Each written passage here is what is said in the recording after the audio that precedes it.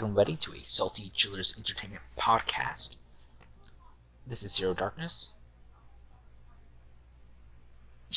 Valentine. And Red Renegade. Yeah, Rich Numbers is busy with life at the moment, and so we are deciding to do this discussion without him, though we would love to. We try to make sure that everyone's involved, but sometimes life gets in the way. And so that's up with Rich. And today's discussion, we're kicking around ideas, and I thought of, hey, what makes someone a good leader, and what makes someone a good follower, and how do you recognize that you're that, and how do you recognize when should you take the lead, or when you should take the back seat? I know that's a lot of different things right up front, but let's start with just the first and foremost. What can make someone, in your eyes, a leader? And then we'll follow up and discuss what makes them a follower. Obviously, a leader is someone who makes the hard calls, the decisions. They try to lead all the followers. I know, shocker, lead. Towards a single goal and make sure that everyone stays on track with their own tasks. That's what I believe a leader is. I think a leader is somebody who really thrives on making those hard decisions. I think that, when we boil ourselves down, it's all, power and desire. What do you desire in your life? And, what on the power scale do you want to be? Do you want to be someone who gives more power or takes more power?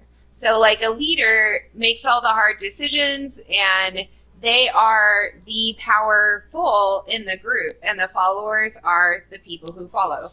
But, when you boil humans down, it's what do you enjoy the most? If somebody enjoys following the most, like me, I'm a follower. I love following. I love rules.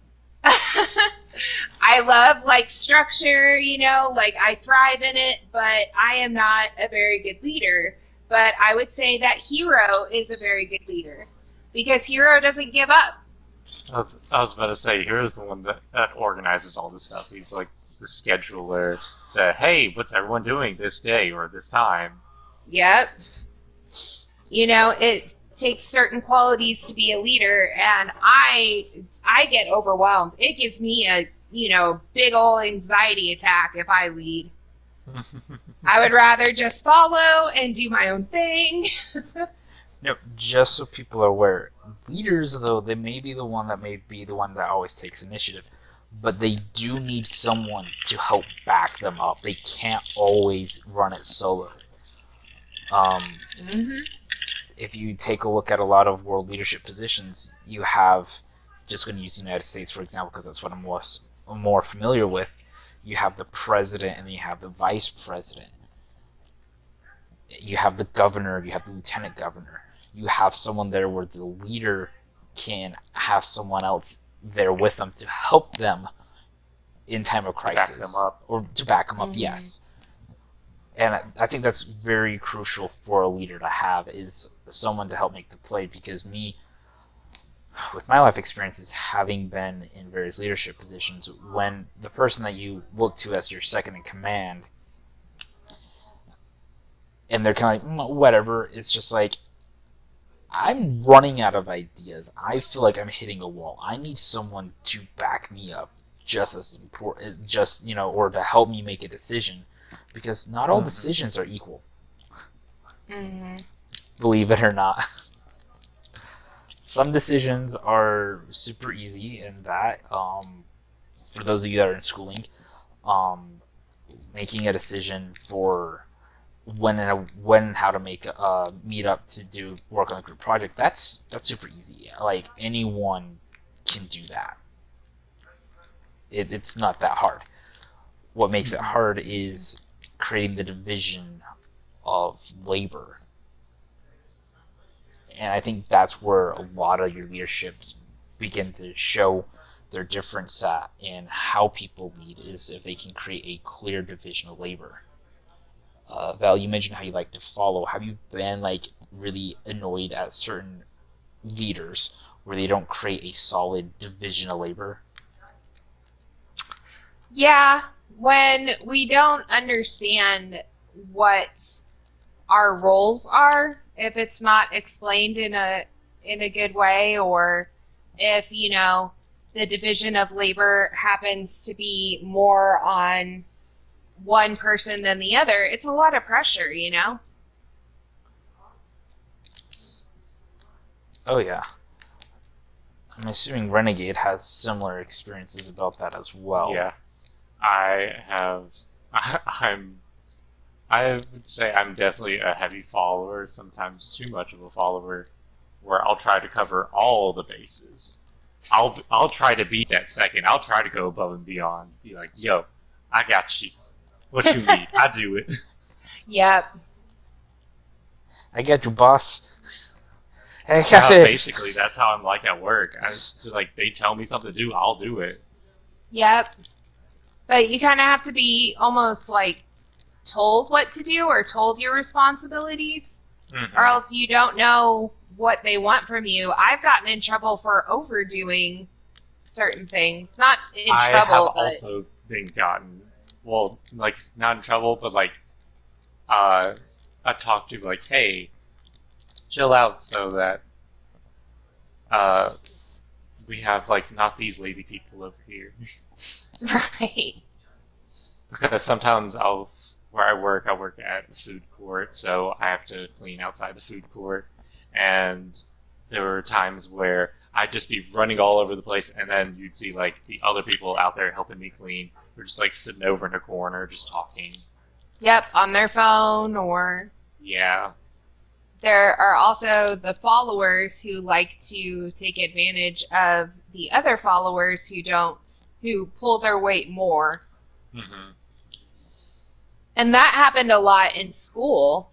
I would be assigned to a group project, and I would end up doing 90% of the work because other people didn't want to do their part, and I didn't want to fail.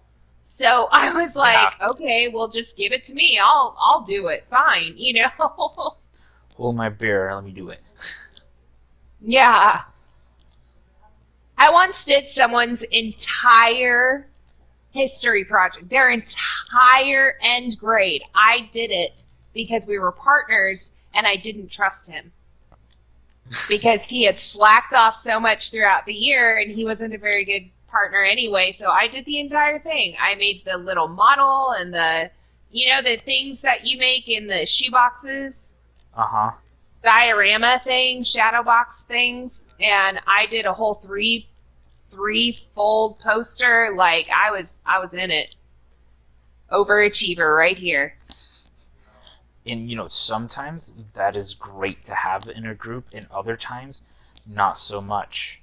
I can talk about my final semester of college, which for those, just so everyone knows, which is fairly recent. I just recently graduated, and so woohoo! Congrats! Congratulations! I finally Congratulations! You did a thing. Yes. Welcome to actual adulthood. Achievement get. Yep, welcome. Achievement So I debt. I finally paid for my DLC. Now let's see if it's actually been worth it. Right.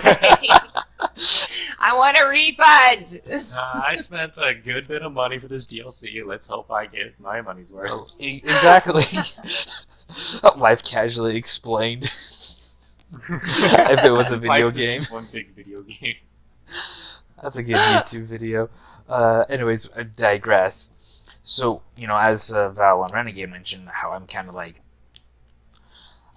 I don't say so much the leader, but where they said that I'm the leader of the... We like to think of like head executive. There's that too, okay? So sometimes I don't pull... My big brain moments aren't always the greatest, but when they pull off, they pull off. But, so I decided, alright, you know what?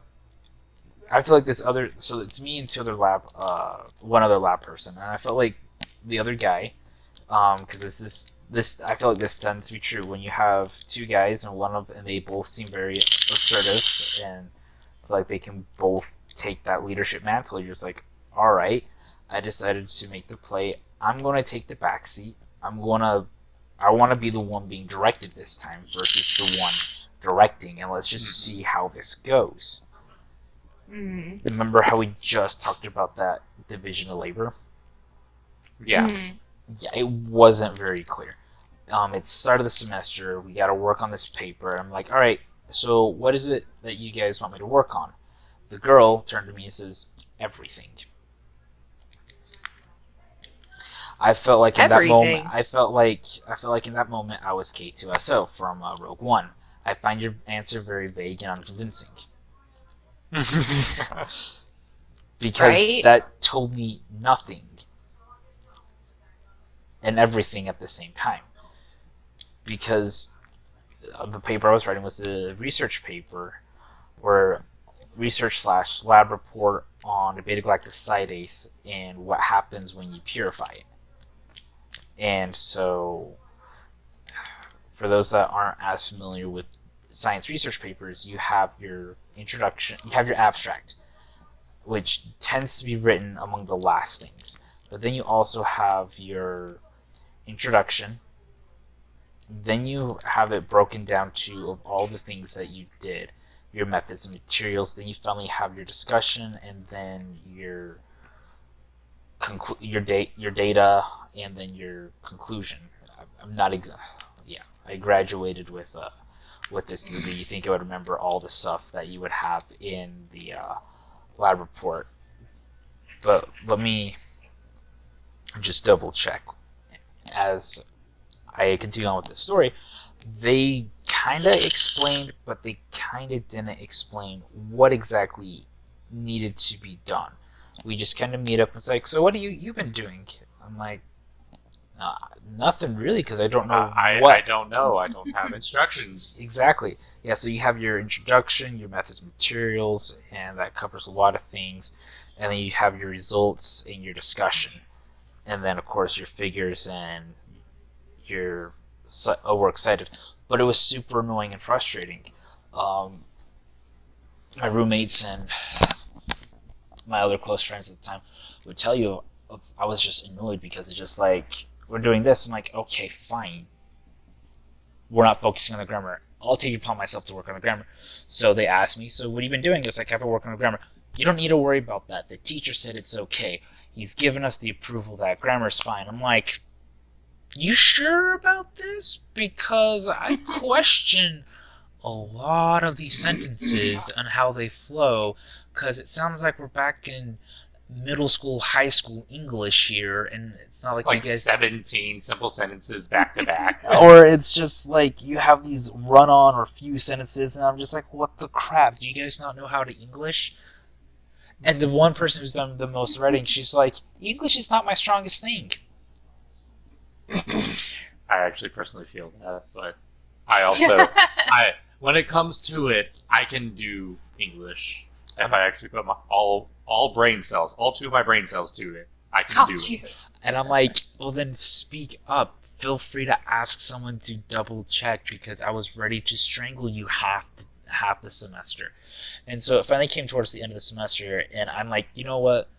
This guy, who I thought was a leader type personality, to me obviously wasn't, so let me take charge and let's start breaking down these last few things at the end of the semester, so that way I can keep my sanity. Making a very clear division of labor. I feel like that's something very important for a leader to have. When it comes to the workforce, when it comes to organizing things, you've got to make sure that everyone knows their part.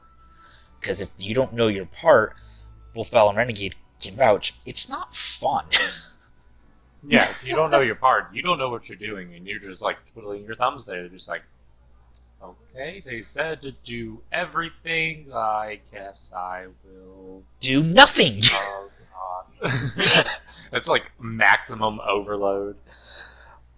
Or the times I showed up for the group projects or group works, and it's just like, yeah, we're talking about Facebook and things that we've done. I'm like, I don't care.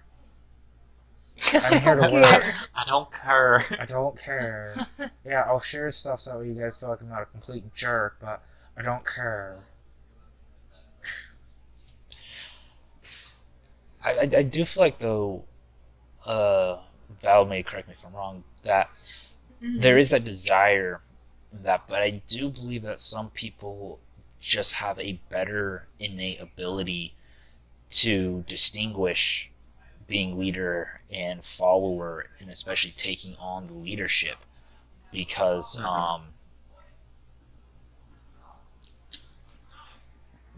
there's this sense of agreeableness, and I think a leader that needs to be kind of on the lower end, where you're not going to be as likely to agree with what everyone else is doing, saying or suggesting, but be able to have that class and that friction to be able to reach the conclusion of, yes, this is what we need to do.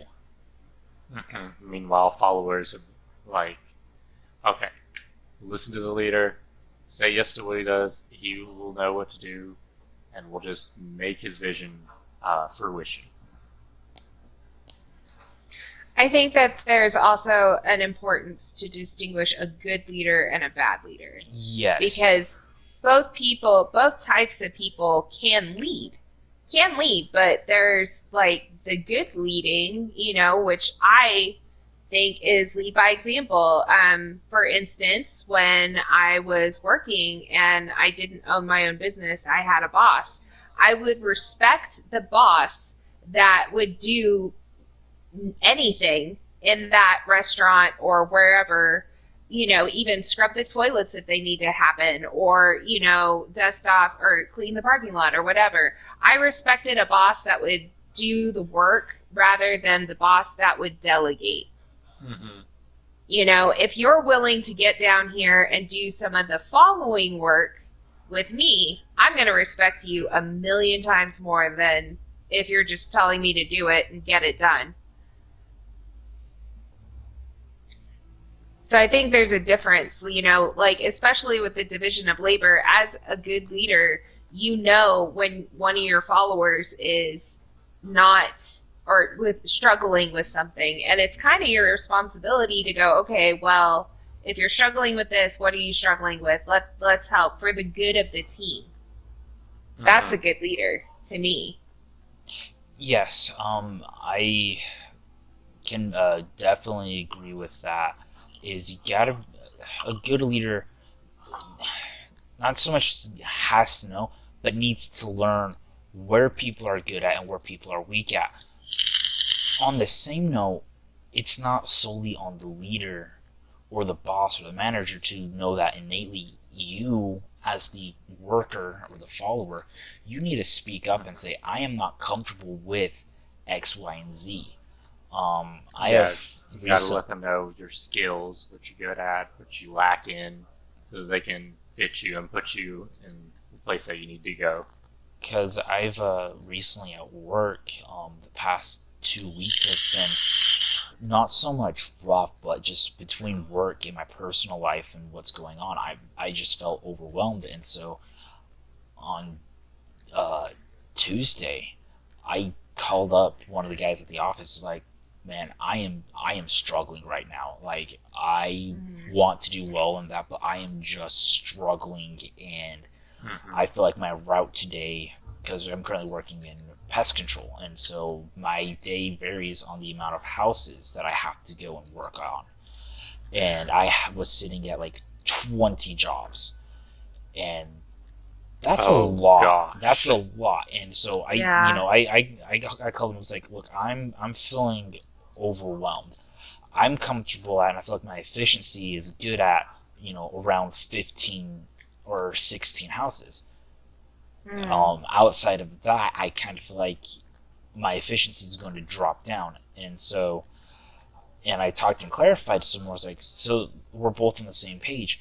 You can have 16, 17 jobs, but if 2 of them are at the same house, let's just say, oh, I got to do the typical job that we normally do, spray the house and then I also got to do like a crawl space inspection or a termite warranty at the same time. Let's see what's underneath the house today.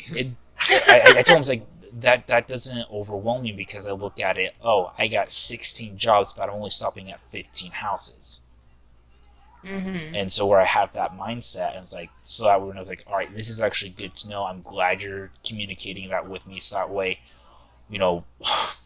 we can make sure you're doing a good job and do that. And so today, they called me. It's like, how you doing? So I felt like that the person calling me was like legit want to know how I was doing, and I told him, it's like, I'm doing good. It's like, okay, can I add another house to your house? I'm like, yeah, what's the job? And then it's like, oh, never mind. You don't have the right equipment for it, so I'm not going to give it to you. But me as, right now as a not a management employee,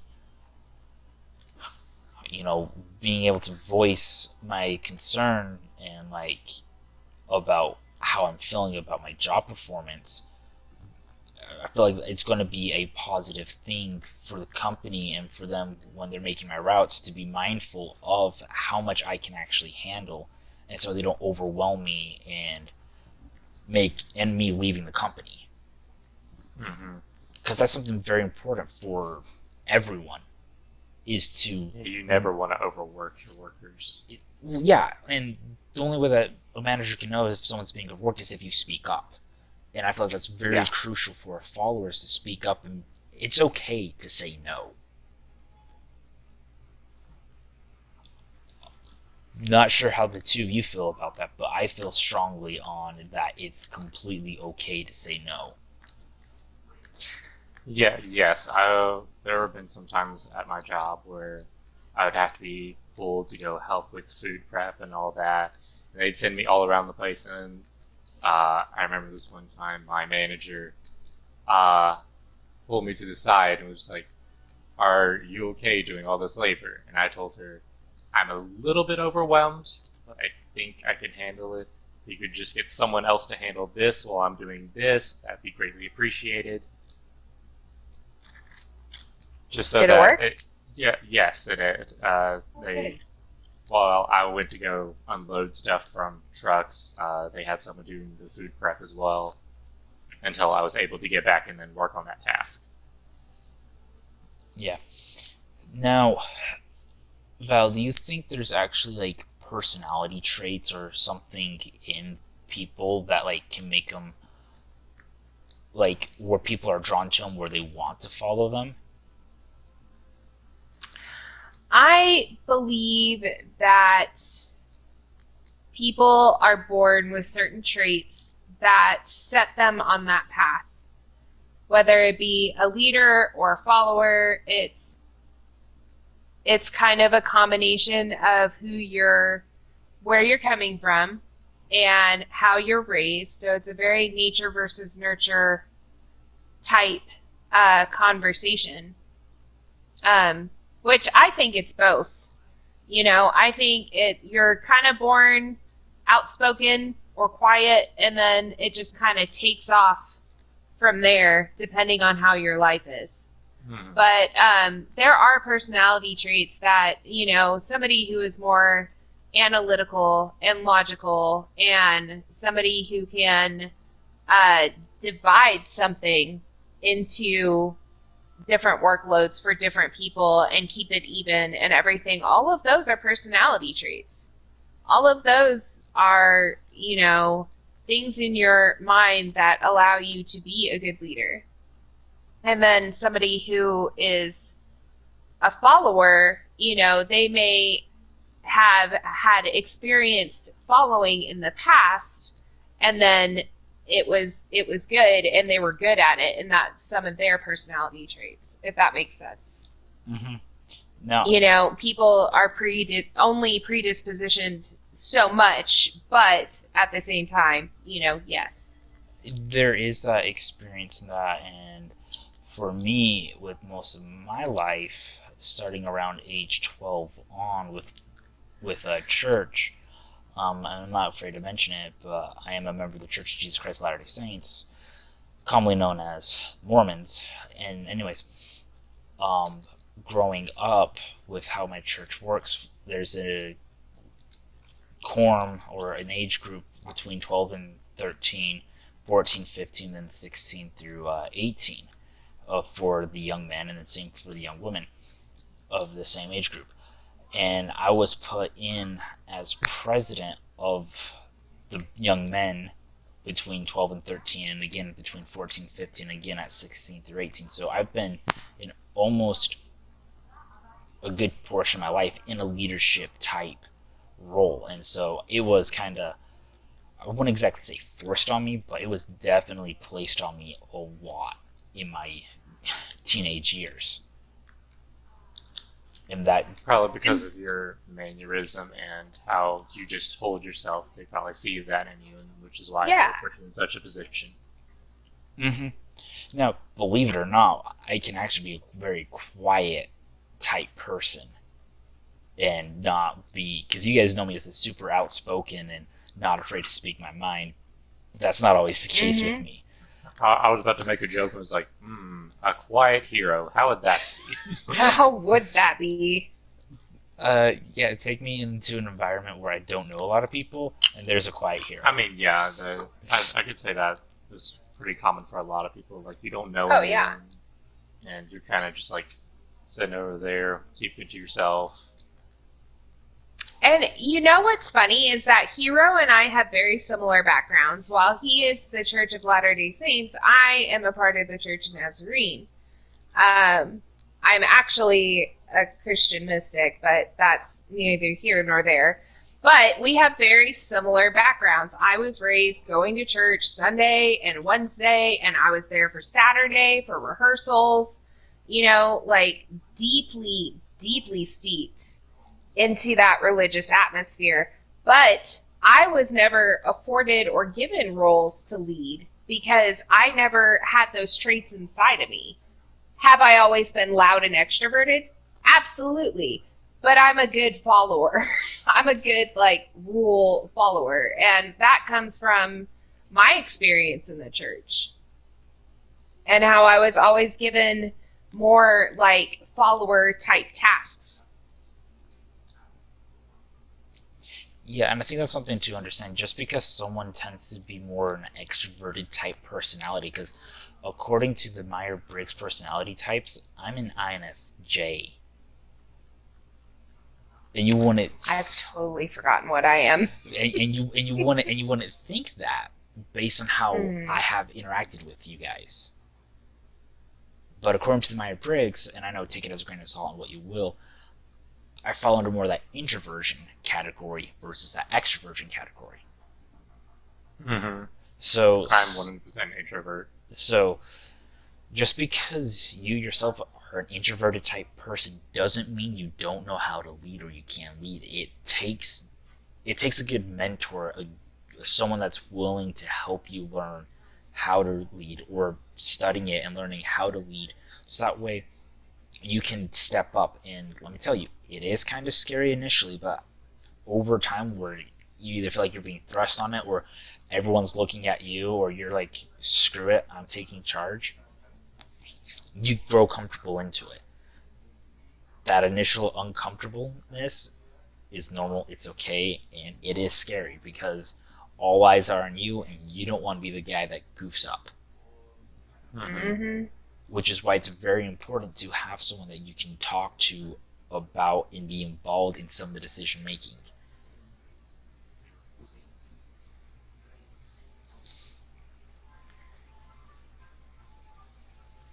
I agree. I think that I mean, we're talking so much about leading and following, and I can't help but, think that maybe there are people who are also good at both. Because I'm a big leader in my house, but I'm a good follower outside of my family. Mm-hmm. Yes. I know Rich has talked to us in that, where I wouldn't so much call them the silent leader or anything like that, because the silent leader is something completely different. I think the term I would use and define it as is more as the hesitant leader, where they know someone needs to take charge and they want to do it, but they're nervous on doing it. Mm-hmm. Yeah, because they have that thought and mentality of, if I mess this up, all eyes are on me. Yep. And which is my big fear. And I'm just gonna say this, and I know Val's gonna agree, and I'm pretty sure Renegade's gonna agree with me with this. But success is a very terrible teacher.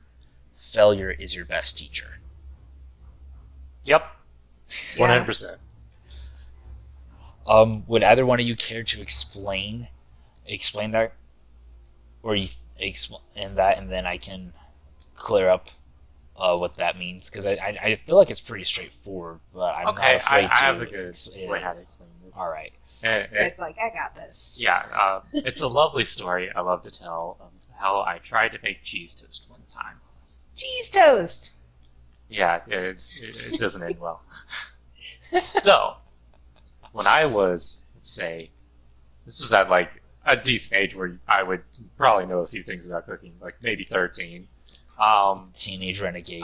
Scary thought. I was told to make cheese toast. And for people who don't know what cheese toast is, it's a piece of cheese on a piece of bread, and you put it in the oven for a bit until it gets nice crispy, the cheese melts on it, and then bam, cheese toast. My only instruction was to watch it. And that was my task. And I watched it burn to a crisp. Oh! Because I was so nervous because I wasn't given a time limit or anything. And I had no clue what I was doing. It was the first time I was putting something like in charge of like food-ish at the age of 13. I know it's pretty bad, but I'm not a very big cook.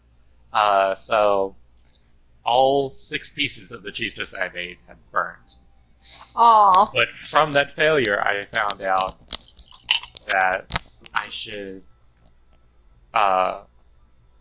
like pull out and check it instead of just waiting for it and be like, I'm not sure if this is done yet, because it's better to not have it crispy enough, because then you could just put it back in, and then instead of just leaving it in too long, then it gets too crispy and burnt eventually. Right. Yeah, that is definitely true, because from that failure, you learned how to make the cheese toast. And you learned that I do need to pay attention, because it's not this magical thing that I put into the oven and then boom, here's my cheese toast. I know, right? There's not a setting that says cheese toast on there, sadly. I mean, it would be pretty cool if there was a cheese toast. Oh my gosh, it would make my childhood so much easier.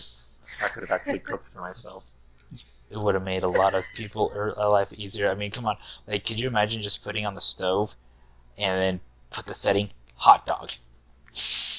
Hot dog. You don't have to worry about that. But it's from those failures. I think another thing that's very important to make a good group with the dynamics in that, with the leader and follower, something I've been listening a lot to, is you got to have a balance between order and chaos. To me, a good leader, an effective leader, does a good enough job to articulate what needs to be done and gives them the direction, but leaves enough unknown for everyone else to figure out what needs to be done. To actually learn from it. Yes. And so if you have that balance between, the known versus the unknown, order and chaos, you can actually thrive, and I feel like that's where you have most of your success and you find most of your enjoyment, because you're right there in between both things, and everything just clicks and makes sense.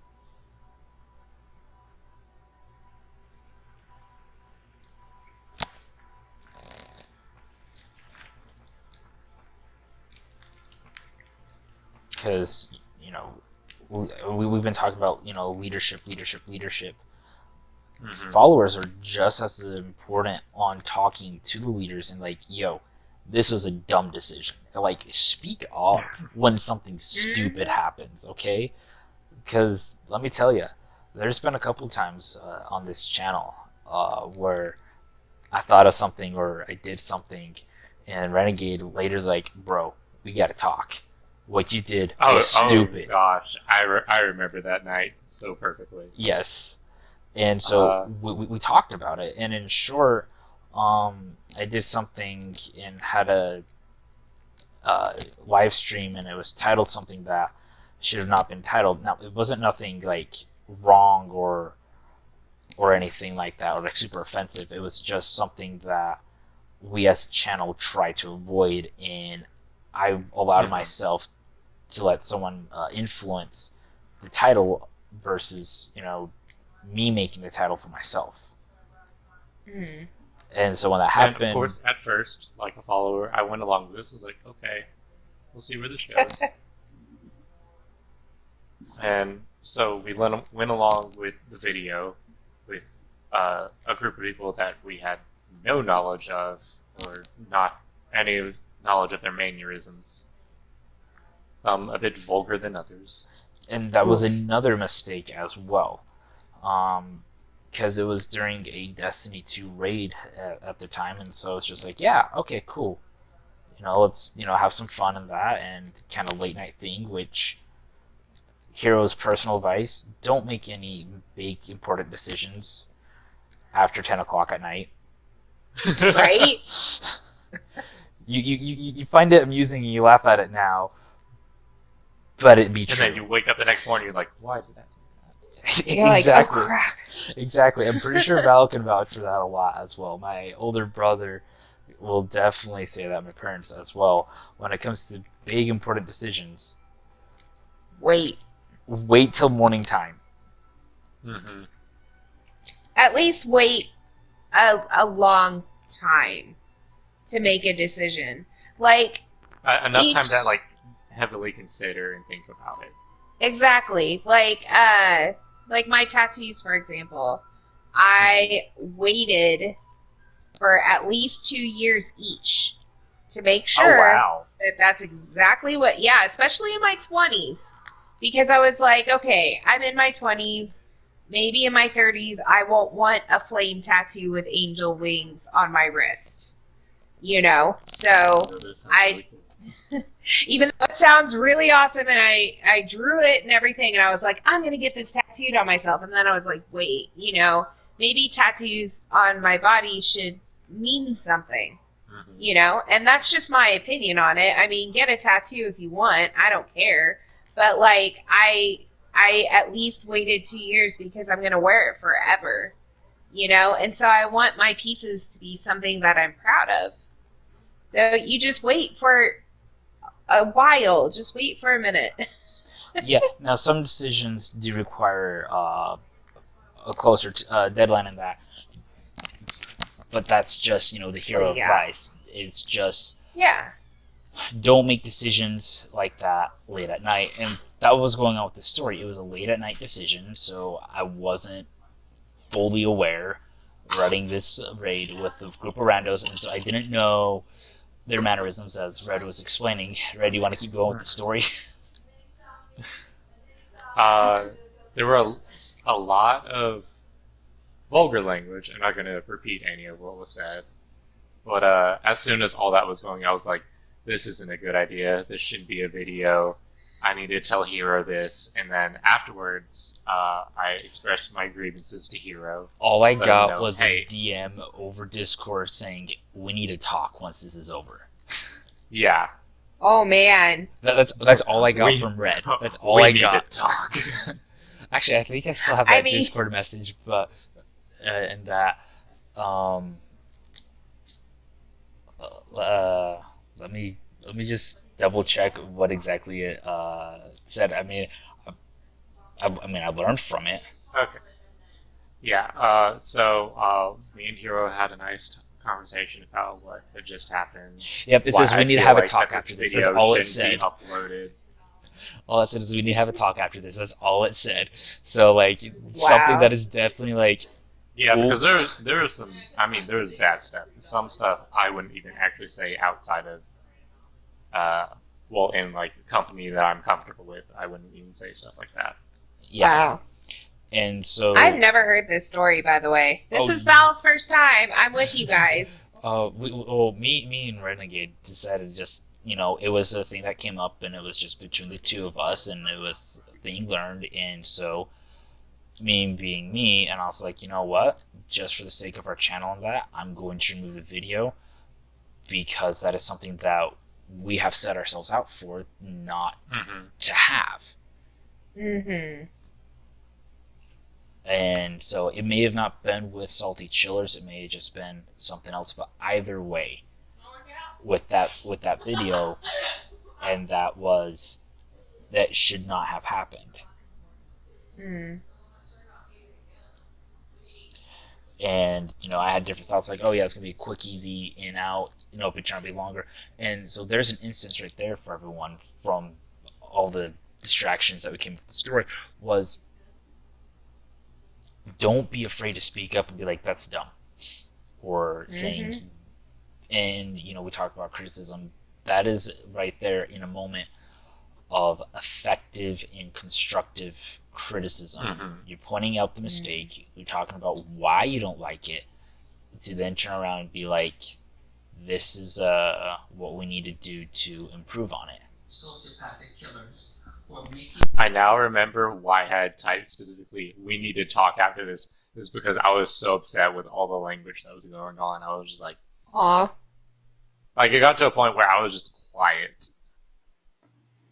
And I was like, I don't want to do this. This shouldn't be a thing. I need to let Hero know as soon as possible. And that takes a lot. I mean, it takes a lot of courage, I think, for a follower to approach a leader and be like, listen, like, you should have that trust and confidence, but let's be honest. Not everybody wants to hear that they made a mistake. And so it takes a lot of guts to go up to a follower and be like, hey, I don't think this is right, and here's why. I've never had that problem. I don't mind pissing people off. But well aware of that. Truth to that. I will stand up to anybody. But like, some of my other follower friends that aren't so outspoken, it would take a lot for them to be like, to disagree, Yeah. And I think on that note, it's just, the difference between a leader versus follower, in short, is just what you're comfortable with. If you're comfortable with people taking over and taking charge, that's okay.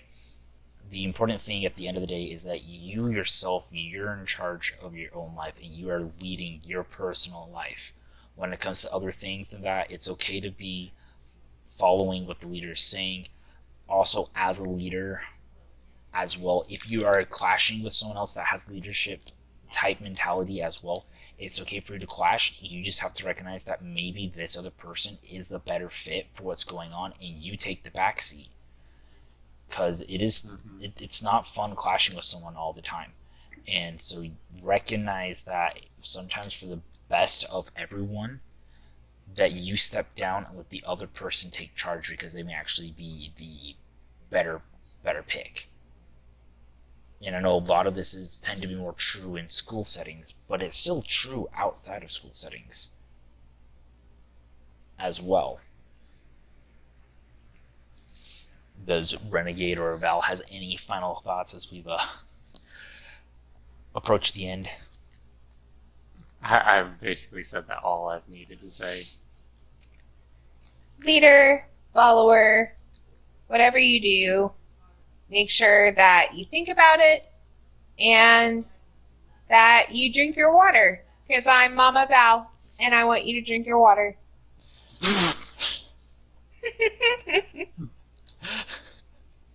Stay hydrated, peeps.